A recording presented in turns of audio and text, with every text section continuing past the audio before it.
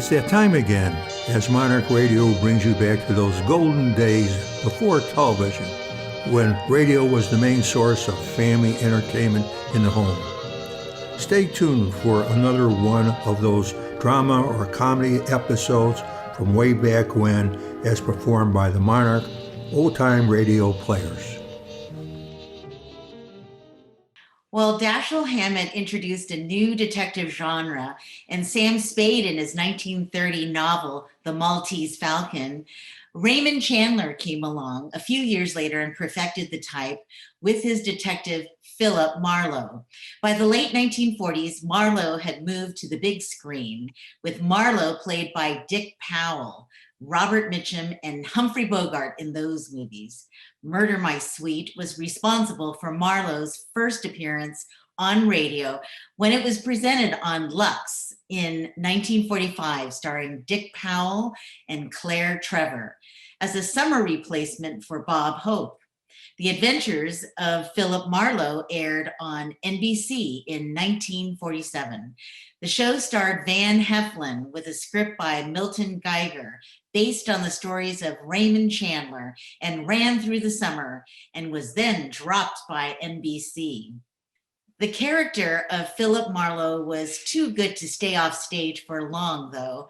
A year later, CBS decided to take a chance on reviving the show with Norman Macdonnell as the producer, director, and Gerald Moore as Marlowe. This revival of Philip Marlowe was more favorably received, probably because of a combination of writing and acting. The CBS production ran from September 26, 1948 to September 29, 1950, with an additional short summer run from July 7th to September 15, 1951. By 1949, the show had the largest audience in radio.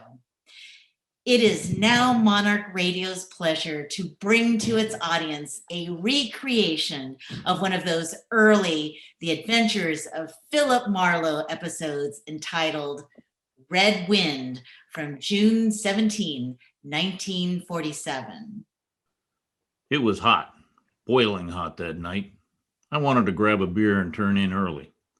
But what happens? I get my beer, but with a gunshot, a beautiful woman in trouble, and murder.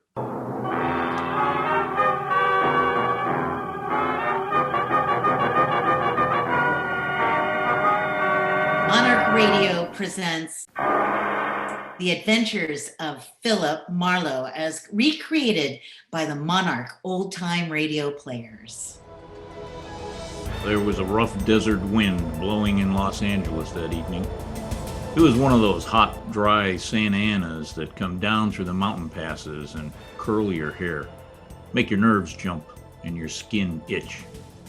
On nights like that, every booze party ends up in a fight, and meek little housewives feel the edge of a carving knife and study their husbands' necks. Anything can happen when the Santa Ana blows in from the desert. I closed up my office early. I got tired of reading Philip Marlowe, private investigator, backwards on the ground glass of my office door. So I locked up and decided a nice cold beer would taste good before I went up to my apartment. Fill her up again, Mr. Marlin? Marlowe. Marlowe. Yeah, Marlin is a fish. Yeah, I know. Hey, you bartender, give me another rye. That drunk again. What'd you expect in this business? Autograph hounds? Make it snappy, you hear? Be right there, sport. I'll draw this man a beer. For crying out loud. These stumble bums who come in here. Oop, you got another customer, Bacchus. Hey, Bud, you seen a lady in here lately? A lady? Oh, good looking, brown hair, a print bolero jacket, and a blue silk dress. No, sir. No, sir. No one like that's been in. All right, straight Scotch, fast. I left my engine running out there. Yes, sir. Yes, sir.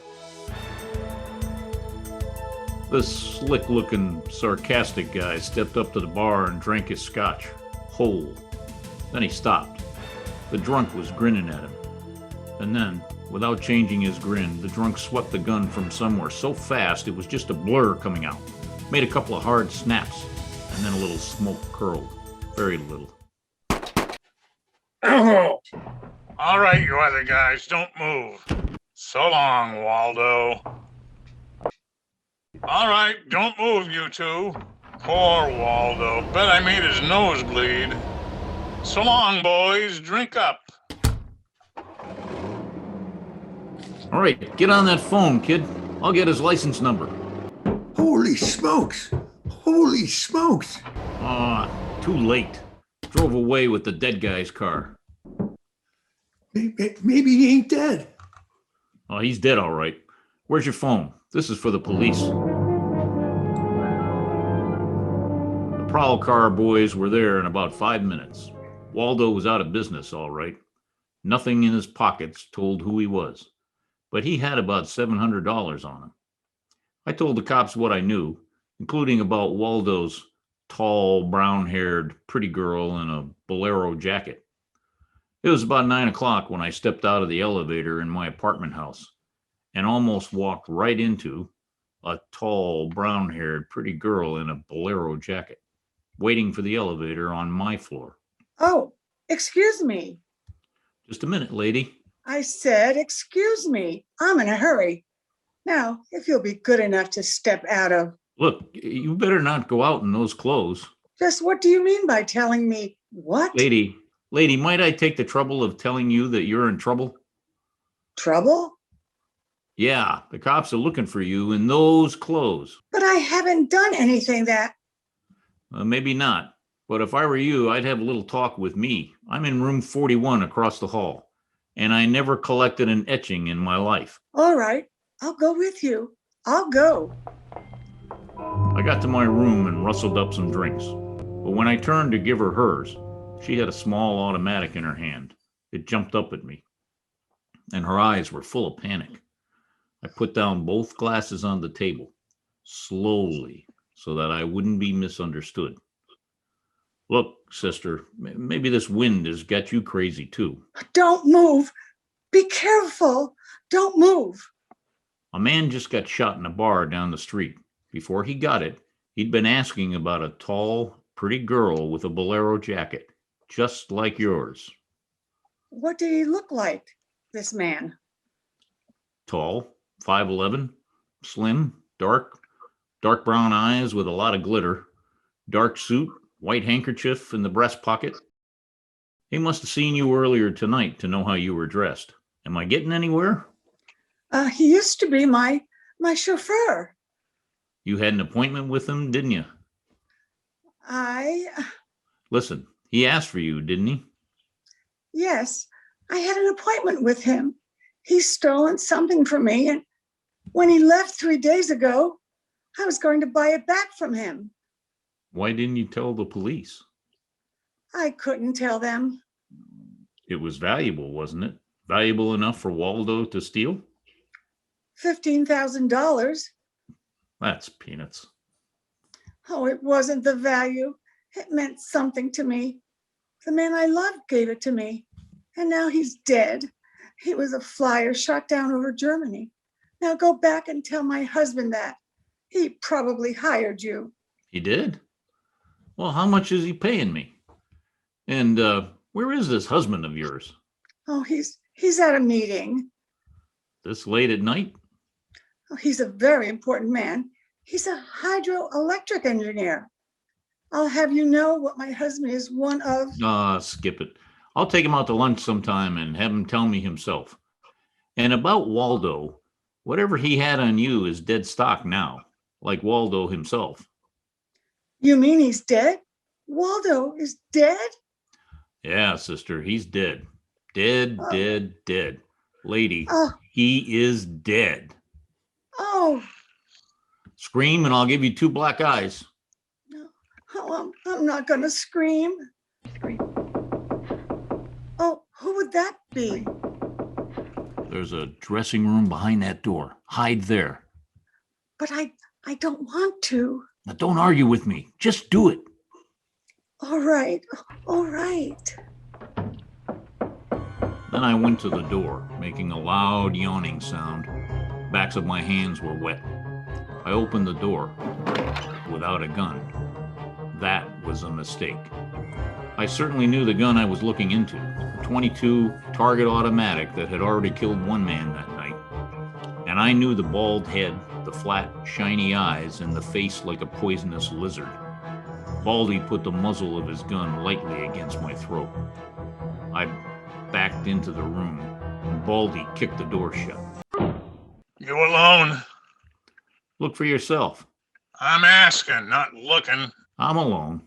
You and that dumb bartender saw me brushed off Waldo.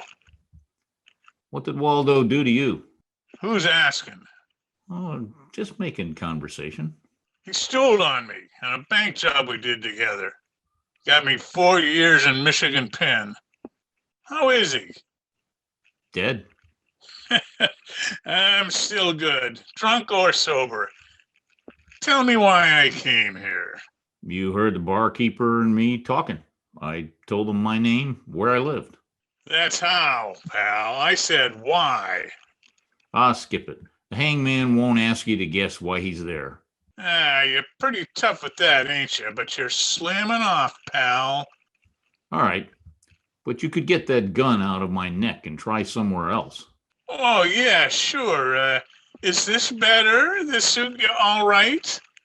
Just so it isn't in my neck. Say when, pal. It's your party. I leaned against the gun. The door of the dressing room showed a crack of darkness. The crack widened. I began to shake a little in spite of the heat. The girl came quietly into the room, but there was white all around her irises. She was scared. She had her gun in her hand, but I was sorry for her, dead sorry. If she tried to make the door or scream, either way it'd be curtains for both of us. You scared, mister? You worried about any little thing? I couldn't talk. The girl floated in the air somewhere behind Baldy, and her horrified face was drifting toward us. My mouth was as cold and dry as yesterday's toast. Well, kid, how's it feel? You ready yet? Go on, say the word. Well, don't take all night about it. If you're gonna do something about it, do it. Why not, pal? I kind of like this. Well, suppose I yell. Go ahead, yell, yell. Oh, put up your hands. Hey, look! Oh, Oh, Thanks, sister. Thanks. That buys me. Everything I have is yours, now and forever. is he dead? Oh, you flatter me no end, lady. I only punched him. All right now, get out of here while I call the cops down on this killer. Yes, yes. Good night. Good night. Oh, hey, wait a minute. Leave that bolero jacket here. It marks you for the cops. Oh, yes. Here. Okay. See you again? Why? Oh, I don't know. Nah, I guess not. After all, who am I to be the rival of a dead flyer? Nah, on second thought, forget the whole thing. I'll see that the police get Jesse James here. Good night, lady.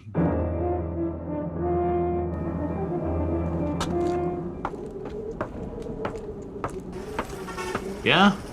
You mean me? Yes, please. Oh, you again. Get in. I must talk to you. You want to know what happened at headquarters, huh? Yes. Well, I went down there with the law and gave him the story.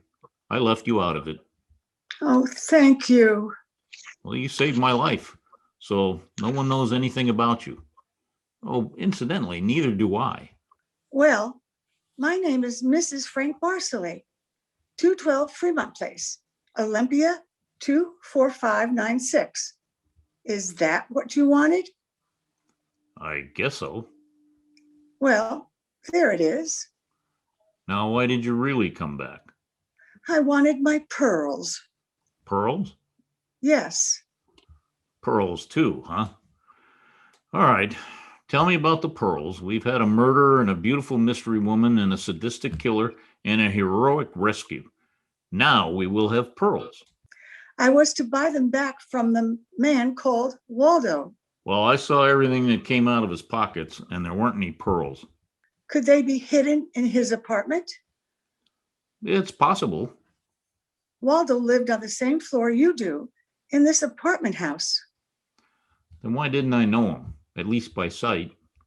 Well, he moved in last week. He managed to get a sublet. Great. A sort of amateur magician on the side, huh?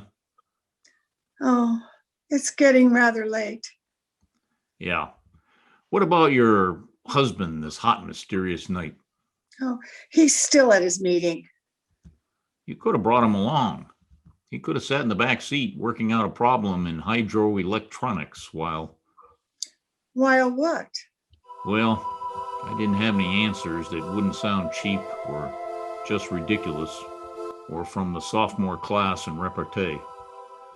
Had an unlit cigarette in my hand. I threw it out the window. I took a hold of her and kissed her. She sat very still. I was shaking when I let her go. Her voice trembled a little when she spoke. I meant you to do that. I wasn't always that way. Only since Johnny Dalmas was killed in the war. He gave me those pearls, 41 of them, perfectly matched with a diamond propeller clasp. I'd have loved them if they'd been even wooden beads, because he gave them to me. I love Johnny the way you love just one time. You understand that. What's your name? Lola. Lola, how did you explain a $15,000 pearl necklace to your husband? Oh, I told him they were imitation, and I bought them myself. How did Waldo latch onto them and what they stood for? When my husband was in Argentina, Waldo and I would go for long drives. I was restless and wretched because of Johnny. Sometimes Waldo and I had a little drink together, but that's all. But you confided in Waldo about those pearls. I was a fool. And when your husband came back, Waldo stole the pearls and offered to sell them back to you. Or he'd tell Papa, huh? Oh, I was a fool. And now you think the pearls are upstairs in Waldo's apartment. I suppose it's a lot to ask. No, sweetheart, I've been paid. I'll go look. Wait here, huh?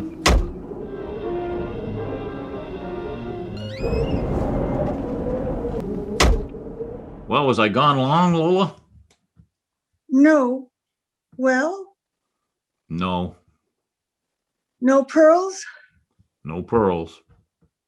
Oh, There was a man in Waldo's room. a man? Who? Do you know a man named Leon Valasanos? Not by name. I don't know him. South American, about 45, small, iron gray hair, very neat, fawn-colored suit, wine-colored tie. No, I don't think I know such a man. Was he the one in Waldo's room? Yeah, What does he have to say? very little. In fact, nothing. He was dead. I sat with Lola Barsoli in her car, listening to that jittery, maddening desert wind gallop around the midnight streets. I just told her about the Latin-looking man I'd found in Waldo's room in a very dead condition. I held her hands until they stopped trembling. Then I gave her the few remaining details. He had a gun and a shoulder holster, but someone had strangled him before he could use it. Someone? Waldo? Maybe. See that convertible coupe 2 cars ahead of us? It's been there for hours. It was there before I parked here to wait for you. Leon, the man in Waldo's room, came in that car. But according to the key containers he carried, that isn't his car. Whose car is it? Does it matter? Well, it belongs to a lady, according to the tag on the keys. A lady? Well, anyway, a woman, if you're going to split hairs. Eugenie Kolchenko, in West Los Angeles? Never heard of her. Uh-huh. All right. Well, you go home now, huh?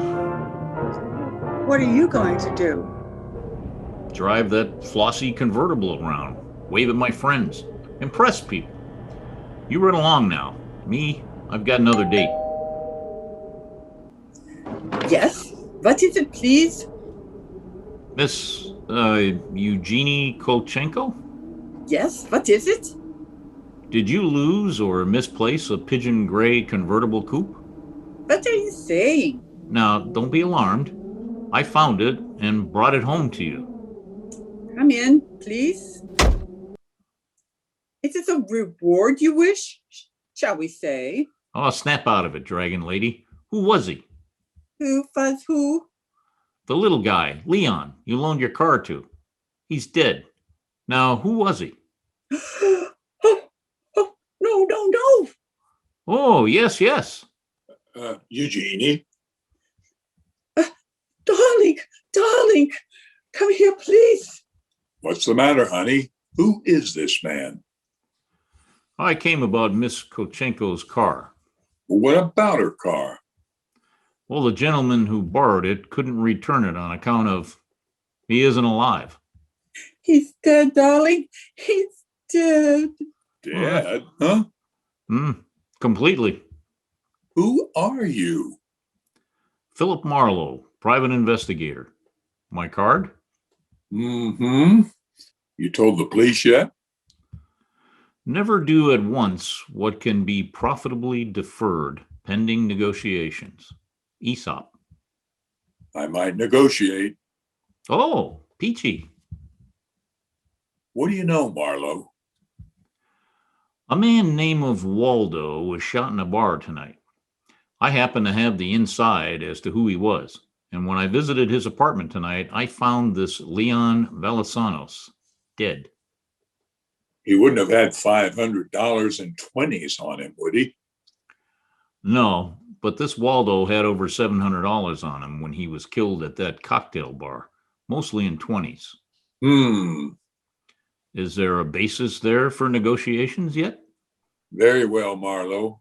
I'm a married man. There were certain unpaid bills for some stuff Miss Kolchenko here charged to my account. But you told me I might charge to your account. All right, so I wasn't very bright. That might be the understatement of the decade, but go on. I had the unpaid bills safely in my briefcase. Somehow, this Waldo had a chance to steal the briefcase. I hired Leon and gave him $500 to buy back those bills from Waldo. Instead, Waldo took Leon's dough and was forced to kill Leon in the process.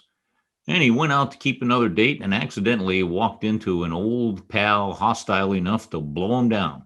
And someone still has those bills, and I'm in for a divorce suit. The man who shot Waldo got away in Waldo's car with your briefcase in it. Yeah, that could be. Well, the cops caught him. Oh, then the police have the briefcase. Maybe. But the police are interested in solving crime, not in tossing mud for the benefit of sensation eaters. Look, I've got a friend or two at headquarters. Let me see what I can do. Well, it's worth $500 to me. Then that's what it'll cost you. Well, good luck, and thank you, Mr. Marlowe. Philip Marlowe, remember? My name is Frank Barsali. Barsali. Oh. Well, what does that mean? The big hydroelectric engineer. Yeah, how'd you know? My voices tell me. Who? Darling, this man is manifestly insane. It's the heat, Miss Kolchenko. It's the Santa Ana. It's the desert wind. May I use your telephone? Someday, I must tell you about Ibarra. Salt of the earth, Ibarra. Detective lieutenant over at Central Homicide. I phoned Ibarra from Miss Kolchenko's house and told him where he could find a well-dressed cadaver named Leon, and furnished a few small details. I gave Ibarra time to check my tip. And then I went down to see the good lieutenant and told him why I'd been up in Waldo's room only to find Leon instead of a certain lady's string of pearls. Pearls, huh? Yeah, I thought Waldo might have them up there. Whose pearls were they? A lady's. Go on. Or they might have been in Waldo's car, the one Waldo's killer drove away in. Yeah. What? Yeah. Well, they might have. Yeah. Also, a batch of unpaid bills charged to the account of a certain Frank Barcelli. Yeah. Uh-huh. Well, now, the police aren't interested in domestic scandal. They want to prevent or solve crimes, right? So? So I've got $500 for the police fund if those pearls and those bills are returned to their rightful owners. Quit your kidding. No, it's a valuable necklace. Yes? Well, there's your necklace. That's it. 41 pearls, perfectly matched, diamond propeller clasp. That's it. That's the one. Take it away, Marlowe. On the level? Just tell me straight what it's all about. All I ask. Sure. Well, this Waldo was blackmailing a wife with the pearls and her husband with the bills. Guy by the name of Barcelli. Well, Barcelli sent Leon to get the bills from Waldo. Instead, Waldo killed Leon and then stepped out and happened to get shot by that guy at the bar. Now, if Barcelli's name stays out of the paper, I get $500, and that goes to the police fund. Well, we'll keep him out. I'm not in this case for money. I just want to get back the bills and the pearls. As you say, Marlowe, the police aren't in the business to sling mud. Look, you can deliver the pearls to the lady yourself if you like. She lives at... No, Marlowe. You better take them to her. You see, except for the diamond propeller clasp on them, they're phony. Phony? But... All but the clasp, Marlowe. All but the clasp. Well, I stared at Ibarra. So the flyer, Johnny Dalmas, the great lover, had given Lola a string of fake pearls. Well, I didn't know how to tell her, but I called her up and told her to meet me at the Beachcombers at 2. I was going to slip her the bad news slowly. I'm glad you asked me to meet you here, Mr. Marlowe. You see, I had to have someone to talk to. Well, go ahead. Go ahead and talk. I'm listening. Now, Mr. Marlowe, now more than ever, I must have those pearls. Why? Money trouble? Oh, no. It's just that everything's gone wrong. This morning, my husband told me we're to separate. Oh, I'm sorry, Lola. But if I had Johnny's pearls, it would be a link with the past and with Johnny and all he meant to me. It's how a woman feels, Mr. Marlowe. I wouldn't blame you for not understanding. Maybe I do, though. So please, Mr. Marlowe, please, you'll try to find my pearls? Lola, look, Even if it isn't all of them, any part of them, any single smallest one of them, it'll be Johnny's. Look, will you, meet me here around 4 o'clock? I'll be here. Okay, I'll see what I can do. There was only one earthly, decent thing I could do. I took Lola's glass pearls to a jeweler, and I had him take off the diamond clasp and put it on one of those strings of so-called simulated pearls that they sell you for $3, tax included. Then I went back to keep my 4 o'clock date with Lola at the Beachcombers. Well, Mr. Marlowe, anything new? Yes, the police found some pearls in Waldo's car. They found my pearls? No, not exactly. Not exactly?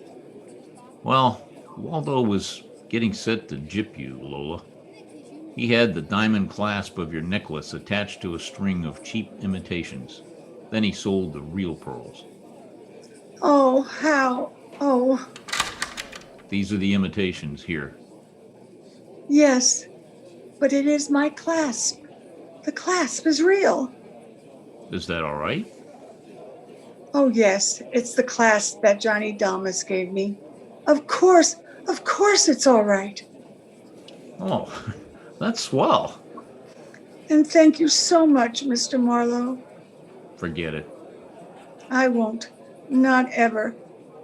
Well, is this goodbye? Yeah, you'll never get over Johnny Dalmas. Goodbye, Lola. And if anybody ever bothers you again, well, let me know. Name's Philip Marlowe. I drove almost to Malibu, and then I parked. Then I walked, way out on a rock cliff jetting into the Pacific Ocean. I reached in my pocket and dug out the string of Bohemian glass pearls that Lieutenant Ibarra had found in Waldo's car. I cut the knot at one end and slipped the pearls off one by one. One by one, I flipped them into the water. You should have seen the gulls swoop down on them. They flapped up again, screaming indignantly. The phony pearls. They fooled Waldo and Lola Barcelli, but they couldn't fool the seagulls. I said to myself, to the memory of Johnny Dalmas, just another four-flusher. I listened a while to the wheeling seagulls. All at once I realized that the wind had died. The Santa Ana had blown itself out. The red wind was done. It was over.